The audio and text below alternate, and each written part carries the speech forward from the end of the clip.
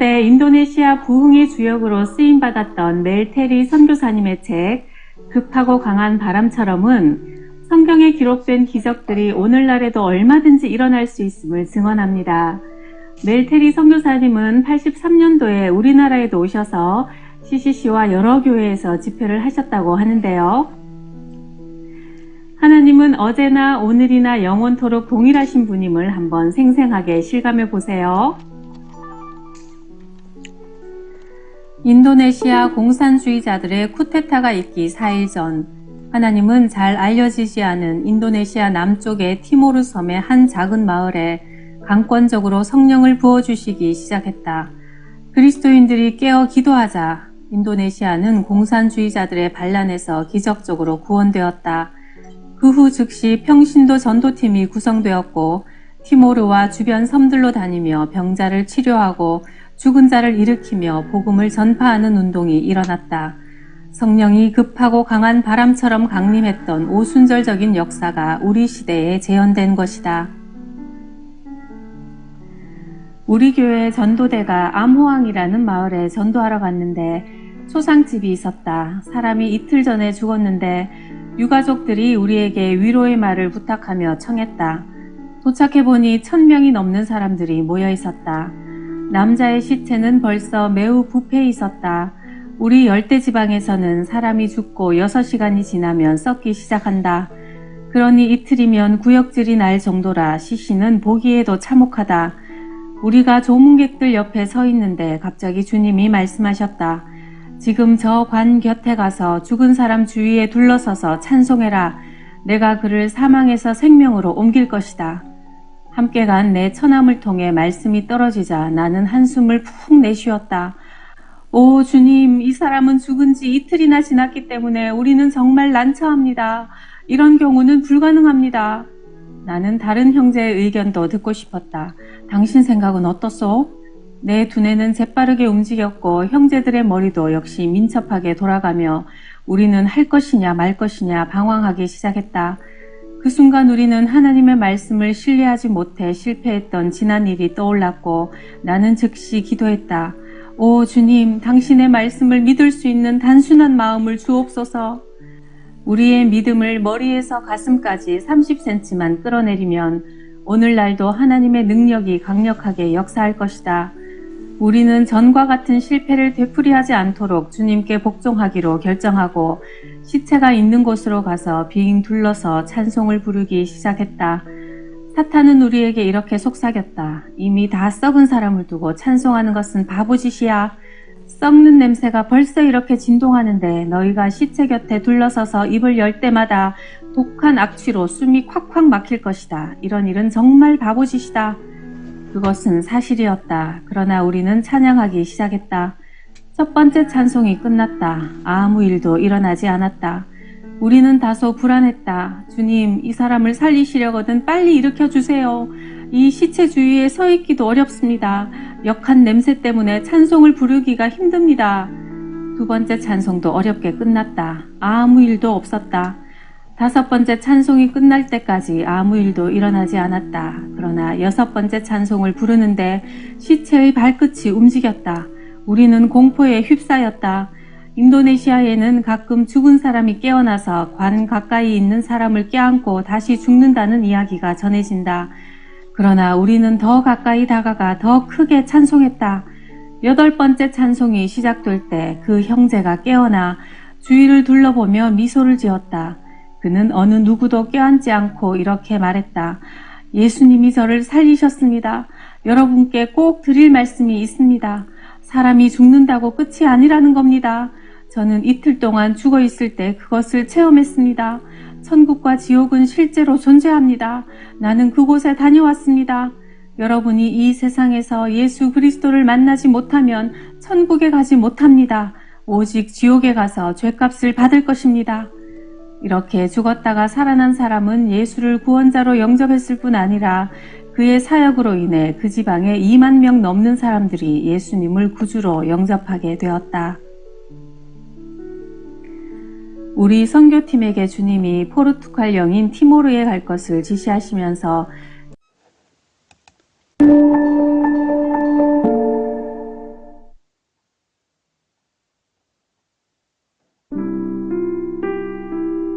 신토 파오르는 1958년 미얀마 보가일이라는 마을에서 태어났습니다. 대부분의 미얀마 사람들처럼 파오르는 절실한 불교 집안에서 자랐습니다. 그는 집안이 극도로 가난했기 때문에 13살 때 학교를 그만두고 고기잡이 일을 하기 시작했습니다. 6년간 뱃생활을 하다가 18살 때 파오르는 스님이 되기 위해서 절로 보내졌습니다. 미얀마에 있는 대부분의 부모들은 한 번쯤은 자신의 아들을 절로 보내려고 합니다. 파오르는 19살 때 스님이 되었고 그는 최고의 스님이 되기 위해 노력했습니다. 살아있는 생명체를 죽이지 않았고 명상을 하기 위해 공동묘지에서 살았던 적도 있습니다. 이기적인 생각들과 욕구를 부인하려 노력했고 고통이 난무하는 세상 속에서 벗어나려 했습니다. 항상 내면의 평온을 유지하려 했고 자기 자신을 부인했습니다.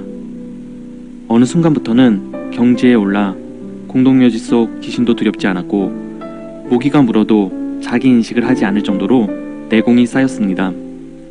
하지만 6년 정도의 시간이 흐른 뒤 파오르는 병을 앓게 되었습니다. 황열병과 말라리아 2병을 동시에 얻었고 병원에 있은 지 한 달 후에 병은 더욱 악화되었습니다. 의사는 파오르에게 회복이 불가능하다는 의학적인 진단을 내렸고 파오르는 퇴원했습니다. 병원에서 퇴원한 후 파오르는 자신이 있었던 절로 돌아갔습니다. 파오르는 절에서 점점 쇠약해져 갔고 결국 혼수 상태에 빠지게 됩니다. 그리고 나서 파오르는 3일 후 깨어나서야 비로소 자신이 죽어 있었다는 사실을 알게 되었다고 합니다. 파오르가 깨어났을 때 자신의 썩어 있는 육체를 봤으며 시체 냄새를 느꼈다고 합니다. 심장 박동은 멈춰 있었고 불교 관례에 따라서 장사지내어지고 화장되어지기 직전이었다고 합니다. 파오르는 자신이 죽었을 때 영혼이 육체에서 빠져나가면서 영과 혼을 뚜렷하고 예민하게 느낄 수 있었습니다. 그는 매우 강한 바람 속에 있었고 나무도 풀도 없는 광활한 강야를 매우 빠르게 걸어갔습니다. 사람은 아무도 없었고 그렇게 걷다가 얼마 후 강을 건너게 되었습니다. 강 맞은편에는 무서운 불길이 있었고 그때 파오르는 불경에는 이런 개념이 없다는 것을 깨달았다고 합니다. 그리고 이곳이 지옥인지도 알지 못했습니다. 하지만 얼마 후 아시아 다문화권에서 지옥의 왕으로 전해지는 야마를 보게 됩니다. 그의 얼굴과 몸은 사자와 같은 상태이고 그의 다리는 용의 비닐과 같았습니다. 파오르는 두려움에 벌벌 떨고 있었고 야마는 파오르에게 자신을 지옥의 왕이라 지칭했습니다. 그 지옥의 왕은 파오르를 불의 연못으로 안내했습니다. 파오르는 그곳에서 미얀마 스님들을 보았다고 합니다. 그는 더 가까이 다가갔고 그들의 얼굴을 자세히 보고 충격에 휩싸이게 됩니다. 왜냐하면 그들 중 한 명이 파오르가 가장 존경하던 그의 선임 스님이었습니다. 파오르는 지옥의 왕 야마에게 즉각 항변했습니다. 왜 그가 불의 연못에 있는 것입니까? 그는 아주 좋은 사람입니다. 지옥의 왕은 대답했습니다. 그는 좋은 사람이고 좋은 스승이지만 그는 예수를 믿지 않았기 때문에 이곳에 있다. 야마는 파오르에게 다른 한 사람을 보여줬습니다. 그는 파오르가 그토록 열심히 신으로 섬기던 부처였습니다. 파오르는 부처가 지옥에 있다는 것을 참을 수가 없어서 따졌습니다. 하지만 답변은 똑같았습니다. 그를 따르는 자가 얼마나 많은지는 상관없다. 그는 영원하신 하나님을 믿지 않았기 때문에 이것이 그의 집이다. 파오르는 이번엔 군인 복장을 한 다른 사람을 보았고 그가 미얀마의 혁명 지도자 아웅산인 것을 알았습니다.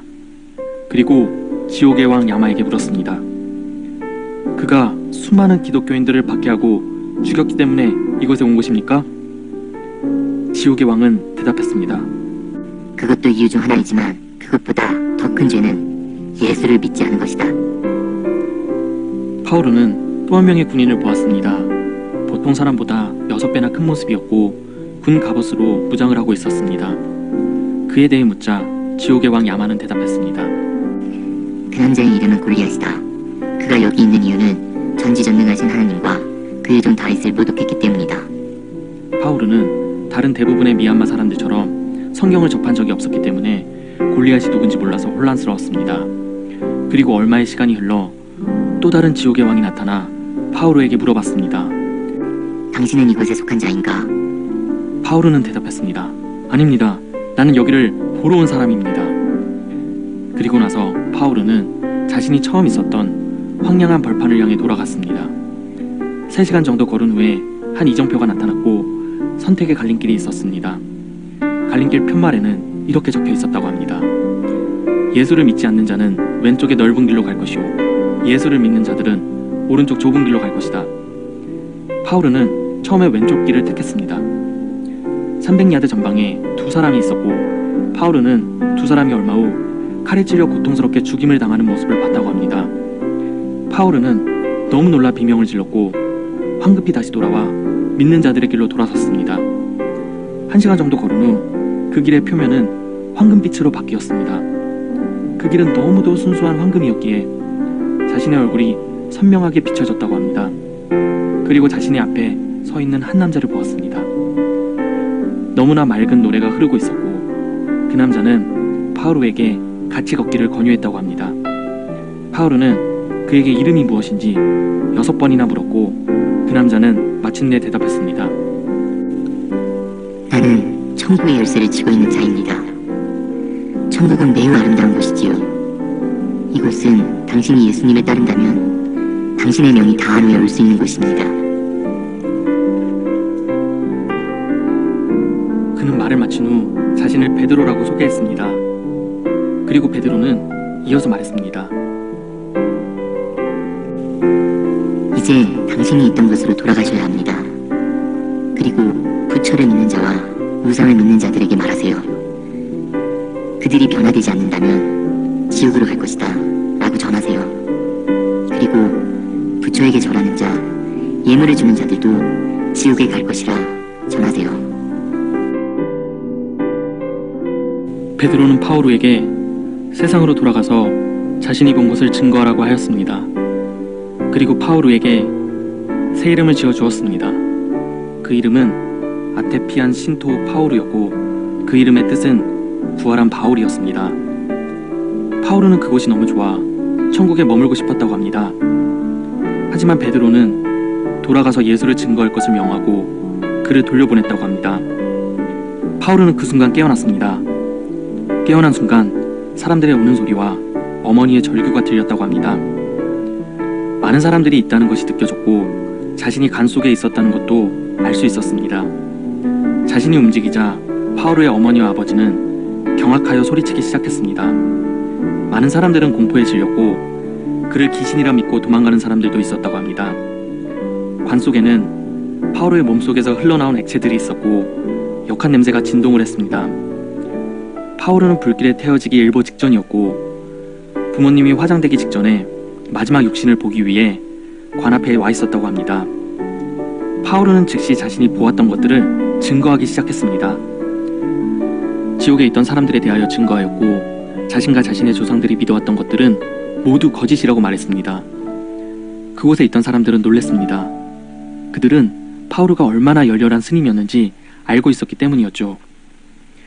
파우로가 진정 부활한 바울인지 알 수는 없지만 그리고 그가 혼수 상태 중에 꿈을 꾼 것일 수도 있지만 중요한 것은 그가 깨어났다는 것과 예수님을 알게 되었다는 것입니다.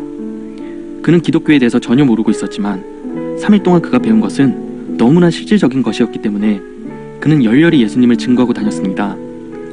그는 더 많은 이들에게 자신의 경험을 알리기 위해서 그의 메시지를 오디오와 비디오에 담았습니다. 하지만 미얀마에 있는 경찰들과 불교 재단들은 수거할 수 있는 한 최대한 그것들을 모아 불태웠다고 합니다. 미얀마에서 그 테이프를 소지하는 것은 굉장히 위험한 일이고 그는 감옥에 여러 번 감금당했습니다. 하지만 그는 석방이 되면 다시 그가 보고 들은 것들을 증거하고 다녔습니다. 그리고 현재 그의 행방을 아는 이는 아무도 없다고 합니다. 한 소식통에 따르면 그는 감옥에서 살해당했을 가능성이 크다고 합니다. 다른 소식통에 따르면 그는 지금도 어딘가에서 예수님을 증거하고 있을 거라고 합니다. 불교 국가에서 예수님을 알리고 다니는 것은 참으로 힘든 일이었을 테지요. 북한에 가서 김정은 대신 예수님을 믿으라는 것과 다를 게 없겠죠. 그가 예수님을 증거하는 데에는 많은 어려움이 있었다고 합니다. 하지만 그는 끝까지 흔들리지 않았고 그가 수백 명의 스님들을 예수님께 돌아오게 했고 셀 수 없을 정도로 수많은 이들을 구원했다고 합니다. 그리고 그의 이야기는 전 세계로 퍼져나가 많은 이들에게 감동을 주고 있습니다. 저에게 타오르는 그 어떤 미얀마 영웅들보다 진정한 영웅으로 느껴집니다. 오늘 이야기는 여기까지입니다. 저희 영상을 봐주신 모든 분들이 행복하시기를 예수님의 이름으로 기도합니다. 구독과 좋아요를 눌러주시면 사명감을 가지고 더 많은 하나님 소식 전하도록 하겠습니다.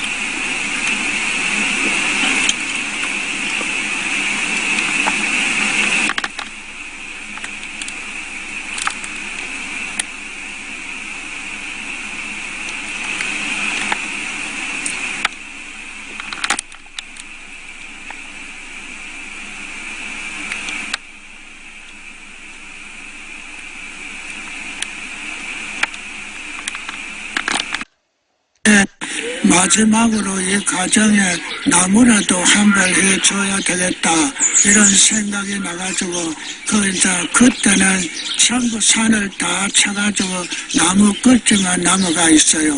나무 끝에 나무 뿔거지만 남아있는 그런 시대인데 그래가지고 이제 소그룹마도 아주 옛날에다가 보니까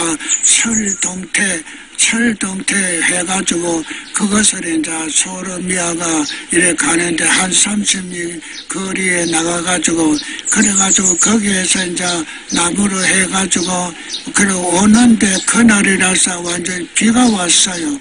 비가 오는데 비 오는 과정에 이래 내려오다가 거기 어느 이렇게 아주 고바위가 있는데 모뚝입니다. 그거 모뚝 고바위에 오늘 소구르마가 내려올라 하니까 너무 고바위가 돼가지고 그래가지고 거기에서 이제 오늘 과연 뒤에 이래 타이어가 도지 않도록 오늘 철동태가 도지 않도록 나무로 잠겼는데 나무로 잠그고 두 발도 안에 내려와가지고 나무가 부서졌어요. 나무가 부서지니까 소는 자기가 살라고 막 대고 내리쓰고 이래가지고 거기에서 막 이렇게 소가 뛰 내려오는데 그 밑에 이래 완전히 카브가 이래 있는데 카브가 그 안에 거기 아이들이 이렇게 집결이 되어가지고 많이 있었는데 그 오늘 구르마 소리를 듣고 큰아이들은 다 피했어요. 피했는데 이 5살 낳는 이렇게 머시매 아이가 거기에서 나오다가 옆으로 쓰러졌어요. 그랬는데 오늘 구루마가 이렇게 내리쓰는 바람에 내가 뒤따라 오는데 보니까 오늘 어둠에 착 끄는 소리가 나는데 그 아이가 오늘 가슴으로 오늘 다이어 이렇게 철동태가 그 위에 글로 이렇게 완전 지나갔어요. 지나갔는데 가보니까 아이는 이렇게 입에 하고 코에 하고 입이 이렇게 피가 막 벌겋게 쏟아져 있고 아는 죽었어요. 죽었는데 그 아이는 오늘 65세 좌우되는 어느 어른이 오늘 이렇게 아들이 없어가지고 그 젊은 사람을 선택해가지고 낳는 아들인데 오늘 그때가 바로 내 보살길 때쯤이라니까 오늘 과연 한 4시 정도 이상 됐죠. 그렇게 해가지고 있는데 이제 어린아이가 자기 어머니하고 시어미가 거기에 있는데 시어미 거기에 이제 같이 나와가 거기 아이들이 모여 있다가 그래 됐어요. 그랬는데 딱 보니까 오늘 이 과정은 나의 연고로다. 내 자신이 오늘 이곳에 와야 하는 곳이 아닌데 오늘 그렇게 집에서 체증을 맞고도 또 다시 와가지고 이런 과문을 이렇게 통과한다는 것은 있을 수 없는 일인데 하나님을 내가 진실로 무심했다는 거 이게 머릿속에 딱 와가지고 이 아이가 죽은 것은 나의 연고요. 오늘 내 자신이 하나님 앞에 범죄한 까닭이다. 이것이 머릿속에 착 붙는데 그때의 그 죽은 아이를 등에다가 업고 진실로 오늘 내가 무슨 기도를 했을까요? 진정 나의 생명을 이 시간에 취하시고 반드시 이 아이를 살려주세요. 이 아이가 죽은 것은 내 인간의 연고입니다. 내 이 아이를 살려주고 내 생명 취하소서. 오늘 진실로 내 생명 취하소서 하는 이 기도가 안전방위가 돼가지고 내가 죽어 전쟁에 갈지라도 안전방위로서 제대하지 못합니다만 그 기도보다 더 초월한 이 아이를 살리고 내 생명 취하소서. 이것이 오늘 하나님의 응답이 갔는가 봐요. 그래가지고 한 10리 되는 촌 이렇게 병원에 있었어요. 그래가 거기까지 가는데 내 생명 취하시고 이 아이 살려주세요. 그러면 이것밖에 다른 기도는 없습니다. 그대로 내가 분명하게 알기 때문에 내 생명을 취하시고 이 아이를 살려주세요. 이렇게 됐어요. 그랬는데 병원 가까이 턱 가니까 아이가 오늘 피 끓는 소리가 나는데 아이가 피 끓는 소리 속에 내가 또 마음에 고민이 왔어요. 무슨 고민이 왔느냐. 오늘 이 과연 구루마의 온전히 내부가 부서져는 이 아이가 만약에 생명이 살아났다 그러면 이 아이가 오늘 이렇게 병원에 가가지고 이 속에 부서졌는 이 사장을 다 치료하는 과정이 된다면 이 과연 후일의 과정이 너무나도 큰 고민이 되기 때문에 그래가 고민을 했는데 병원에 딱 가가지고 어린아이를 내려오니까요. 자기 그대로 착 앉는 거요. 눈이 바짝바짝 걷고 손을 마음대로 놀리고 이렇게 오늘 생생하게 살았다는 거요. 오늘 생명의 부활이 전혀 하나님 앞에 있는 것으로 나는 확신하고 확정합니다. 그래가지고 오늘 과연 그 전방에 있는데 거기에서 오늘 내가 사탄을 사가지고 주니까 자기 손을 그대로 주워 먹는 거요. 바싹바싹 먹는데 거기에 아무 일이 없는 거요.